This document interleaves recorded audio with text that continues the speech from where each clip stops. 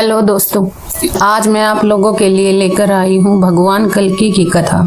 उनकी कहानी, वो कब जन्म लेने वाले हैं, कहाँ जन्म लेंगे, उनकी पूरी स्टोरी के बारे में आज हम जानेंगे।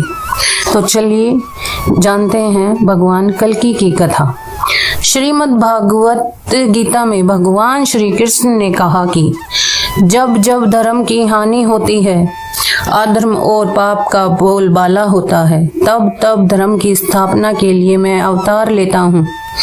श्रीमद् भगवत पुराण के 12वें स्कंद में लिखा है कि भगवान कल्कि का अवतार कलयुग के अंत और सतयुग के संधि काल में होगा।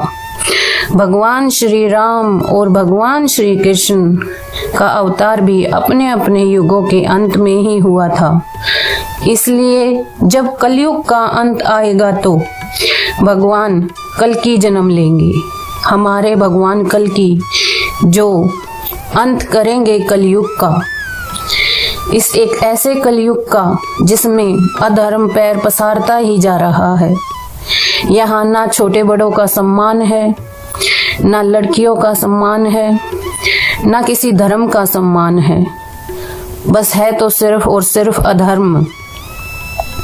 ग्रंथों में एक श्लोक आता है, संभल ग्राम मुख्य से ब्राह्मण से महात्मम भगवन विष्णु यस्य कल्कि प्रादुर्भाव। मैं विष्णु यश नामक श्रेष्ठ ब्राह्मण के घर में जन्म लेंगे भगवान कल्कि। देवदत्त नामक घोड़े पर सवार होंगे, अपनी तलवार से दुष्टों का संहार करेंगे कल्कि। तब होगा सतयुग का प्रारंभ और भगवान विष्णु का अवतार कल्कि के रूप में जाना जाएगा। इस अवतार में उनकी माता का नाम सुमति होगा। 3 बड़े भाई होंगे, सुमत, प्राज्ञ और कवि के नाम से जाने जाएंगे ये तीनों। याज्ञवल्क्य जी पुरोहित और भगवान परशुराम जी उनके गुरु होंगे। भगवान श्री कल्कि जी के 4 पुत्र होंगे, जय, विजय, मेघ, माल और बलह। उनकी जो पत्नी, उनका नाम वैष्णवी रूपी रमा और लक्ष्मी रूपी पद्मा होगा। महाभारत और बहुत सारे ग्रंथों के रचयिता महर्षि वेदव्यास, जिन्हें हजारों वर्ष पूर्व हमें यह भविष्यवाणी कर दी थी कि जैसे जैसे कलयुग का समय बीतेगा, धरती पर पाप बढ़ेगा, अत्याचार बढ़ेगा, व्यक्तियों में संस्कारों का नाश होगा, कोई गुरु की नहीं सुनेगा, वेदों को नहीं मानेगा, अधर्म अपने चरम पर होगा। भगवान कल्कि अपने गुरु भगवान परशुराम के निर्देश पर भगवान शिव जी की तपस्या करेंगी, शक्तियों को प्राप्त करेंगे और उसके बाद देवदत्त घोड़े पर सवार होकर पापियों का संहार करेंगे भगवान कल्कि और धर्म की पताका लहराएंगी। उसी के बाद सतयुग की शुरुआत होगी। आप देख रहे हैं कि आज के समय में कितनी क्रूरता बढ़ती जा रही है। छोटी छोटी बच्चियों के साथ रेप हो रहे हैं, दिन पर दिन अराजकता बढ़ती जा रही है। अमीर और ज्यादा अमीर और गरीब और ज्यादा गरीब होता जा रहा है। छोटे बड़े का, वेद ग्रंथों का किसी का सम्मान नहीं रहा है। भगवान श्री कल्कि अग्नि पुराण में भगवान कल्कि अवतार के स्वरूप का चित्रण होता है, जिसमें भगवान तीर कमान के साथ घुड़सवारी करते हुए नजर आते हैं और कहा जाता है कि भगवान का स्वरूप 64 कलाओं से परिपूर्ण होगा। सफेद रंग के घोड़े पर सवार होंगे। श्रावण मास में शुक्ल पक्ष की षष्ठी तिथि को भगवान कल्कि के अवतार लेंगे। हालांकि उनके अवतरण से पहले ही जयपुर के संस्थापक सवाई जय सिंह द्वितीय ने 1739 में जयपुर में भगवान कल्कि जी का मंदिर निर्माण करवाया था। भगवान विष्णु जी के 10वें अवतार कल्कि जी का जो मंदिर है वह हवा महल के सामने जो परकोटा का क्षेत्र है, वहां दक्षिणायन शिखर शैली में कराया गया। उस मंदिर का निर्माण यहाँ भगवान कल्कि के स्वरूप को दर्शाता है।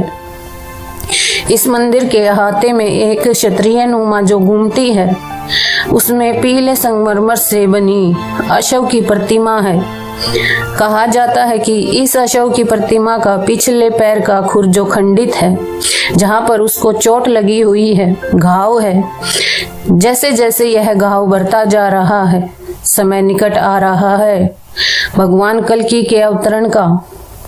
जब यह घाव पूरे तरीके से भर जाएगा, उसी दिन भगवान विष्णु के 10वें अवतार भगवान श्री कल्कि का जन्म होगा, जो अपने शत्रु कली पुरुष का संहार करेंगे, जो बहुत बड़ा शक्तिशाली राक्षस होगा।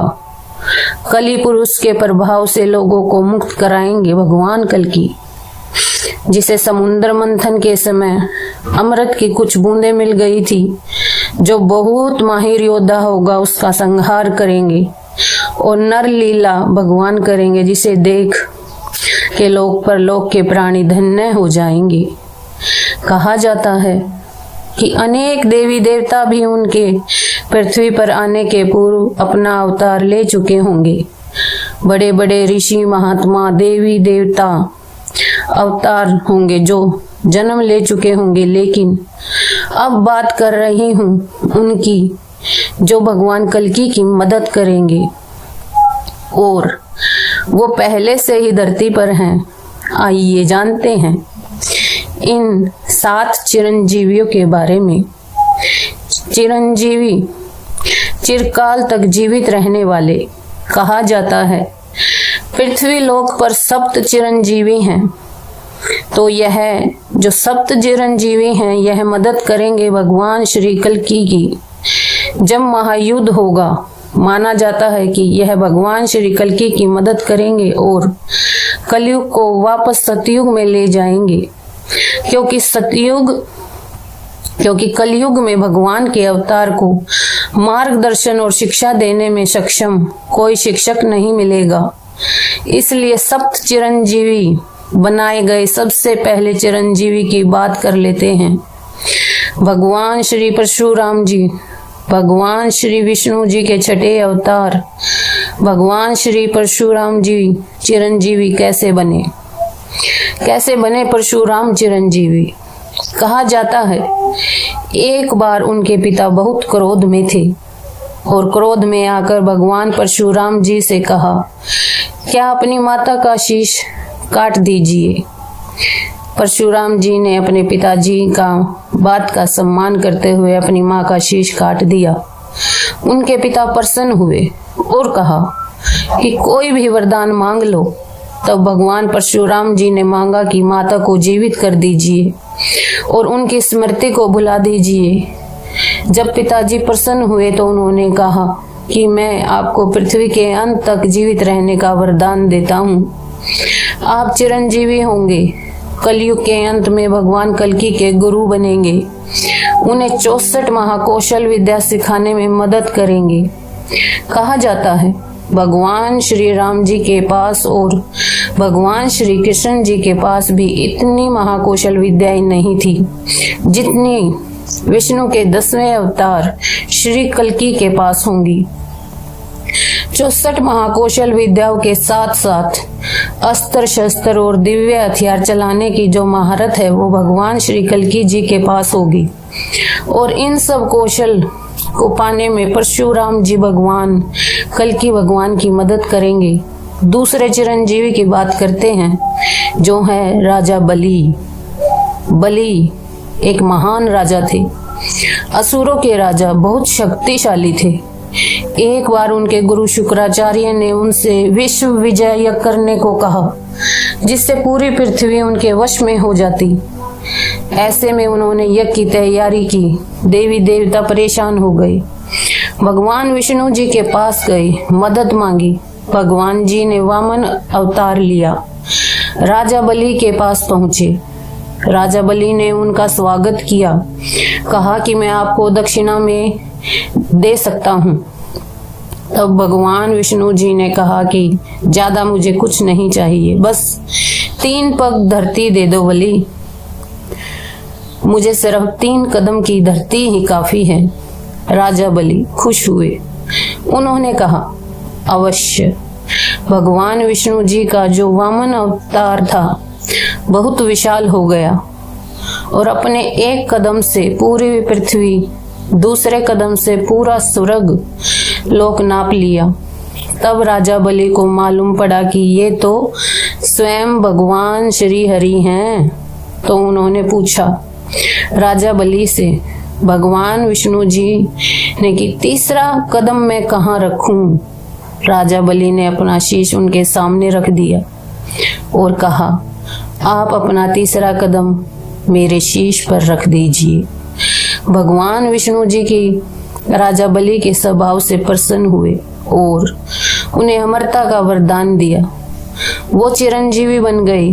कहा जाता है कि कलयुग में जब युद्ध होगा तो राजा बलि अपनी सेना के साथ आएंगे और भगवान कल्की जी की मदद करेंगे।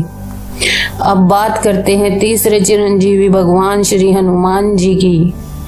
सबको भगवान श्री हनुमान जी के बारे में मालूम है। सब जो है पूरी कथा जानते हैं। वो दूसरों का घमंड तोड़ने में, सही रास्ता दिखाने में सबसे उत्तम है। भगवान श्री हनुमान जी आज के समय में पृथ्वी पर हमारे साथ हैं। उनका आशीर्वाद हमेशा हमारे साथ है। एक कथा है कि जब भगवान श्री राम को अपने धाम वापस जाना था तो उन्हें हनुमान जी के साथ एक रचना रची। राम जी ने अपनी एक अंगूठी जमीन की धरती की जो दरार थी उसमें फेंक दी और दरार पाताल लोक को जाती थी। भगवान राम जी ने हनुमान जी से कहा, आप मेरी जो अंगूठी उलाकर दे दीजिए। मुद्रिका लाने के लिए प्रभु के आदेश का पालन करते हुए दरार में गई और हनुमान जी के जाने के बाद ही भगवान श्री राम जी बैकुंठ लोक जो है जा सके। हनुमान जी को वरदान में चिरंजीवी रहने का, अमरता का जो वरदान मिला। कलयुग के अंत में भगवान कल्की की मदद करेंगे। भगवान श्री हनुमान उनके सारथी बनकर आएंगे और युद्ध में उनका अंत तक साथ देंगे। अब बात करते हैं चौथे चिरंजीवी की। दो भाई, एक लालची क्रोध से भरा हुआ, गुस्से से भरा हुआ, हमेशा घमंड में डूबा रहने वाला, और दूसरा शांत स्वभाव का, प्रभु की भक्ति में मन लगाने वाला। चौथे चिरंजीवी यानी कि रावण के भाई विभीषण जिस रास्ते को चुना, विभीषण जी ने उसके ठीक विपरीत रास्ते को चुना, सच्चाई को, अच्छाई को चुना। रावण के बुरे कर्मों पर आवाज उठाई, समझाने की कोशिश की और जब रावण ने नहीं सुनी तो विभीषण जी प्रभु श्री राम के पास आ गई और उनका साथ दिया। कह पाना मुश्किल है कि विभीषण जी को अमरता का वरदान प्राप्त कब हुआ, लेकिन कहा जाता है कि द्वापर युग में जब युधिष्ठिर जी का राज्य अभिषेक हो रहा था, विभीषण जी सहदेव जी से मिले थे। ऐसी कथाएं माना जाता है कि विभीषण जी को भी अमरता का वरदान प्राप्त है। विभीषण जी ने जिस अच्छाई का साथ दिया, उसी तरीके से विभीषण जी एक बार फिर से भगवान श्री हनुमान जी के साथ कलयुग के अंत में अच्छाई का साथ देंगे और भगवान श्री कल्की का साथ देंगे। पांचवें चिरंजीवी की बात करते हैं जो है अश्वत्थामा। गुरु द्रोणाचार्य का बेटा अश्वत्थामा, जिसे अपने पिता के कारण अमर होने का वरदान मिला। वरदान ऐसा जिससे बीमारी, भूख, प्यास, हथियार के हमले कुछ नहीं बिगाड़ सकते। आगे चलकर अश्वत्थामा ने दुर्योधन से दोस्ती की। महाभारत के युद्ध में अपनी अमरता के घमंड के चलते कौरवों का साथ दिया और इतनी गलतियां की कि भगवान श्री कृष्ण ने अमरता के घमंड को शराब में बदल दिया। शरीर से हमेशा तुम्हारी दुर्गंध आएगी, भूखे प्यासे रहोगे, कोई मदद नहीं कर पाएगा। लेकिन कहा जाता है कि कलयुग के अंत तक अश्वत्थामा को अपनी गलती का एहसास होगा कि कितनी बड़ी गलती हुई और पश्चाताप करते हुए कलयुग के अंत में जब महायुद्ध होगा तो अपनी कौशलताओं का इस्तेमाल करेंगे जो कि महाभारत के युद्ध में की थी। कलयुग के इस महायुद्ध में भगवान श्री कल्की जी का साथ देंगे। अब बात करते हैं छठे चिरंजीवी की, वेद व्यास जी, जिन्हें हम ज्ञान का देवता कहते हैं, जिन्होंने वेदों को चारों भागों में बांटा, ऋग्वेद, यजुर्वेद, सामवेद, अथर्ववेद। इसलिए उन्हें ब्रह्मांड का सबसे सर्वश्रेष्ठ लेखक कहा जाता है। भगवान वेद व्यास जी, जिन्होंने अपने जीवन काल में 18 पुराण लिखे, जिनका ज्ञान पूरे ब्रह्मांड में फैला हुआ है, माना जाता है कि जब कलयुग में भगवान कल्कि का जन्म होगा तो भगवान कल्कि को भगवान वेद व्यास जी वेदों और हर पुराण का ज्ञान प्राप्त करवाएंगे, जो कि युद्ध में उनकी सहायता करेंगे। और अंत में बात करते हैं 7वें चिरंजीवी आचार्य की, यानी कि कृपाचार्य। कृपाचार्य जो कि कौरवों के पांडवों के गुरु थे, शिक्षक थे। महाभारत युद्ध के सबसे शक्तिशाली युद्ध की बात आती है तो उनका नाम आता है। एक बार उन्होंने महाभारत के युद्ध में अर्जुन से धनुर्धर अर्जुन से भीषण युद्ध किया था। भले ही वे युद्ध में कौरवों के साथ थे, लेकिन पांडवों के साथ कभी उन्होंने अन्याय नहीं किया और उन्हें इसी भाव को देख करके कहा जाता है भगवान श्री कृष्ण ने उन्हें अमरता का वरदान दिया। उन्हें बच्चे की मेंटालिटी को बहुत अच्छे तरीके से समझने वाला माना जाता है, क्योंकि शिक्षक थे। इसलिए कहा जाता है कि कल्कि जो अवतार होगा, भगवान श्री कल्कि की जो प्रारंभिक शिक्षा होगी वो कृपाचार्य जी करेंगे। अब बात करता हूँ धार्मिक ग्रंथ क्या कहते हैं। भगवान श्री कल्कि का कब अवतार होगा? कलयुग का प्रारंभ कहा जाता है 3102 ईसा पूर्व से हुआ था। तब भगवान श्री कृष्ण ने पृथ्वी लोक से विदा लिया था। तब कलयुग का प्रथम चरण शुरू हो चुका था। कहा जाता है कि पृथ्वी पर कलयुग का जो इतिहास है 43,02,000 वर्षों का होगा। 3102 और 2024 5126 साल जो हैं कलयुग के बीत चुके हैं। अभी भी 4,26,874 साल बचे हुए हैं। धार्मिक ग्रंथ ये कहते हैं कि कलयुग के अंत में भगवान कल्कि का अवतार होगा। वो आएंगे, अधर्म समय बीतेगा।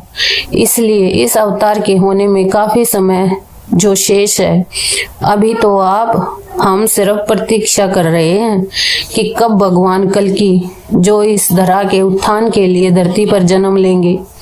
आज के इस वीडियो में कथाएं विद कार्तिक में इतना ही। देखते रहिए मेरे चैनल एक नई शुरुआत को सब्सक्राइब कीजिए। अगर आपको यह वीडियो पसंद आई हो तो मेरे चैनल को सब्सक्राइब करना ना भूलें और इसे ज्यादा से ज्यादा लोगों में फैलाएं, शेयर करें ताकि मेरा हौसला बढ़े।